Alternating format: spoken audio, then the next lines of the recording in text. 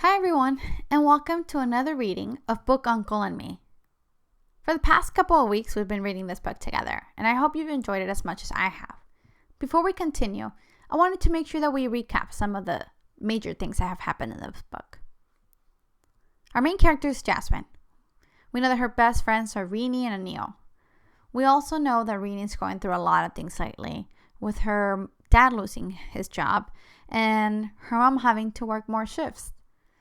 We also know that our favorite book uncle and me has been told that he can no longer lend out his books on the street, which is causing a lot of problems for Yasmin, and she wants to help him. She just doesn't know how. We also know there's a mayor election going on, and we finally got to meet Uncle Rafiq. And I don't know about you, but I don't like him very much either. Now, there's a lot of things that are going to happen, and I'm so excited to share them with you. So without further ado, let's continue. Chapter 18, A Delegation. We stop at 3B.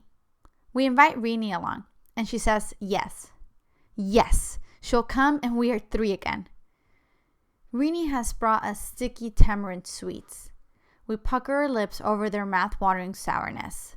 Our flip-floppy chapils slip, slap, slap down the stairs and into the compound, under the coconut palm and the frangipani tree that drops its pink and white flowers on top of the Istries lady's booth. "What's chasing you chickens?" she demands. "Do you know where Book Uncle lives?" I ask. She throws her head back and laughs out loud before whirling around to spit a stream of Patel and tobacco juice out the ground behind her. She turns back to us with a red-toothed grin. "Wappa says that stuff can kill you. I don't see the Istri lady really ready to fall over yet." "I know where everyone lives," she says. Then she bellows, "Salvarash!" Her son runs back from the corner tea shop where he's been chatting with the auto rickshaw drivers. He rushes to a smart stop, like a soldier reporting to his commanding officer. Salvarash takes over the ironing booth, and the Istri lady marches us down the road and left at the patrol bunk. Past Celebration Suites and the La La restaurant. Past the Mercury Medical's lab and pharmacy. 3 doctors' offices, a dentist, and a phone repair shop, which is also a phone fax internet copy place. All the way past blocks and blocks of houses and the apartments we go, to a tiny little house that had almost disappeared under the leaning down branches of a giant mango tree. I knock on the door. We wait. Shuffling noises sounds from inside the tiny house. Then, "My goodness me!" Book Uncle opens the door. His eyes blink at us from behind his fat glasses. "A delegation! What a surprise! Come in, come in!" The house is so small that when the Istrid lady and Rini and Anil and I step inside, we fill it up.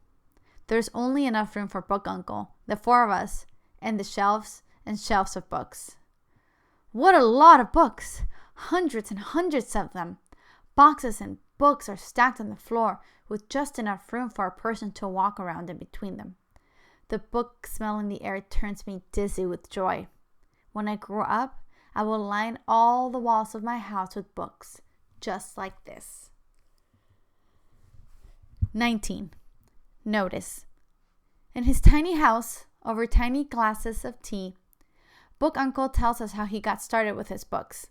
He began collecting them when he was a young teacher in a village near the city, where the school was too poor to have any books. "Once I started, I couldn't stop," he says. "My wife and we both collected books." "Was she a teacher too?" I ask. "She was." His eyes go to a picture on a bookshelf. It is a picture of a lady with a gentle face. She is wearing a shiny border sari. She has flowers in her hair. "Is that her?" Rini says. Book Uncle nods. "She was a good soul," the Istri lady murmurs. "Kind and generous she was." She narrows her eyes at us so we can see that there is a sad story in that picture, and we know not to say anything more. When he retired from teaching, Book Uncle decided to set up his free lending library, where you don't have to sign up and get a card or pay a fee, where even if you have no place to sleep, if you can read a little bit, there will be a book for you. And not only that, the history lady says, you taught people how to read. You helped me open up a bank account so I could save more money. And you taught me how to write my name. You do kind things for so many people. That is the longest I have ever heard the history lady speak without yelling at someone. Book Uncle says, people ask me, why don't you charge for the books you lent? But you see, he waves a hand around them. What do I need money for? I have my little pension, which comes promptly every month, and the landlady is kind enough not to raise my rent. Only now they're not going to let you give your books away, the history lady says. Alas, says Book Uncle, the city has given me notice. Notice? It is a word that makes you sit up and pay attention. That pink paper was the notice. It said that Book Uncle does not have a permit for a commercial establishment. Therefore, his lending library is an illegal operation and must be shut down. If he wants to stay open, he has to pay a lot of money to the city. I look around me now. I notice that the curtains are faded. The furniture is old. Book Uncle must not have a lot of money. That is not fair, Rini says. You should complain. To the mayor, Anil says. Book Uncle shakes his head. The notice was from the mayor's office, he says. Maybe it's part of a city project, catching up with uncollected fees or something like that. What can I do? I open my mouth because I know it's not part of any city project. They sent him that notice because someone wrote a letter of complaint. But I catch the history lady's eye. It holds a warning glint. I say nothing. Book Uncle sees us off at the door. He thanks us. I don't know for what. We haven't done anything. As we walk home, I say, I'm confused. Why did the city send that notice? The history lady says, it was a letter. Of course. What letter? Says Rini. I explain. What a mean person, Rini says, to complain about Book Uncle. Mean and nasty, Anil agrees. I didn't tell him about it, says the history lady. What is the use? It would only hurt his feelings.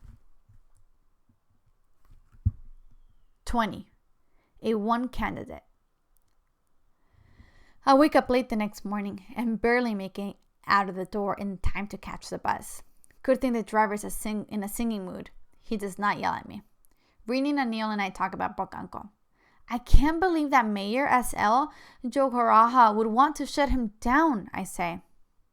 I wonder who wrote that horrible letter, Rini says.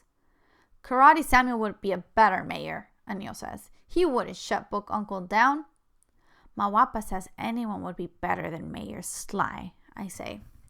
Anil does a quick twisting block with both hands. It's his karate way to say, definitely. I try to twist my hands like that, but I can't. My hands don't work like Anil's. But maybe trying to twist them jiggled my brain, because right at that moment, I realized something. That notice, the pink notice, is plain flat out wrong. They can't make Book Uncle pay a fee. Commercial is when you sell something. Book Uncle's not selling anything. The bus turns into a school and stops. I explain my big realization as we inch forward in line to get off the jam-packed bus. You're right, Rini says. He's not selling anything. Yes, but does the mayor understand that? Anil says. Maybe not, I say. Who said mayor? Says the bus driver. I did, says Anil. Be happy, friends, the driver tells us. Soon we'll have a new mayor. His Excellency, the most honorable A1 Mayor, Karate Samuel. He stops and looks a little embarrassed. We caught him being a live campaign commercial. Now he clears his throat and goes back to being a serious bus driver. Are you going to vote for him? I ask. Am I going to vote for him? Says the bus driver. Am I going to vote for him? Am I going to... Okay, I get it, I say. He says, naturally, I'm going to vote for him. And that is what gives me my next big idea.